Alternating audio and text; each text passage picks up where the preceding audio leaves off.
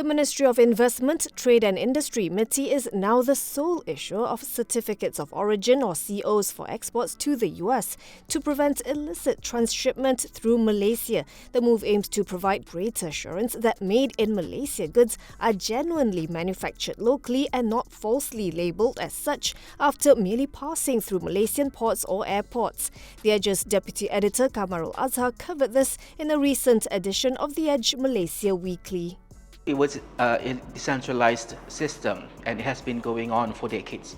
But the United States have been, accusing Malaysia as being a pass-through, sort of like conduit for exports from a particular country. I mean, we all know that they are talking about China, that, pass through Malaysia and to avoid any kind of trade restrictions imposed on them by the United States.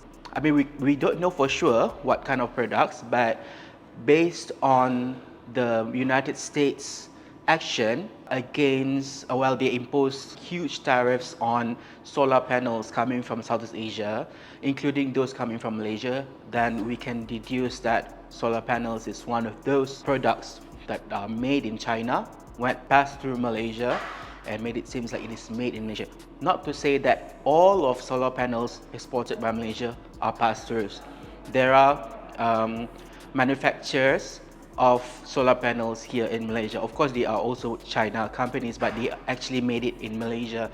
But apparently there are a lot of solar panels that are actually made in China, pass through Malaysia, avoid whatever trade restriction imposed on China by the United States.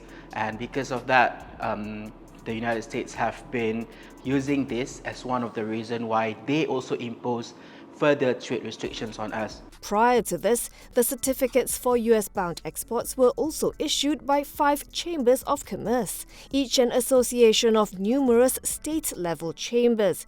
Could this lead to a bottleneck at MITI? The implication of this is the process could take much longer because MITI has a charter, a client charter, that they will issue non-preferential COs or any kind of COs within 2 weeks, within 14 days of they receiving full completed submissions, right? But now that only MITI are allowed to issue non-preferential COs for exports to the United States, some actually feel that perhaps, this could make the process delayed a bit. When we talk to the Chamber of Commerce themselves, they also think that this could make it less efficient. That MITI might face a lot of applications and they have to process a lot of non-preferential COs in a short period of time.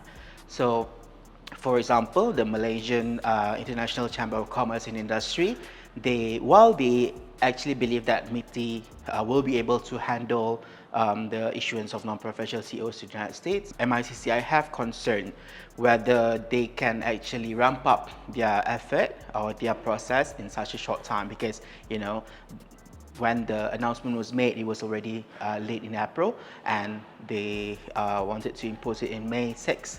So, but at the same time, MICCI also said that during the COVID-19 pandemic, when a lot of disruptions in trade process, export, how are we going to deal with supply chain and all that, right? And they said that during that time, MITI worked really, really hard. And the people in MITI, they worked really, really hard. They worked all the way up to, late at night to solve all these, issues.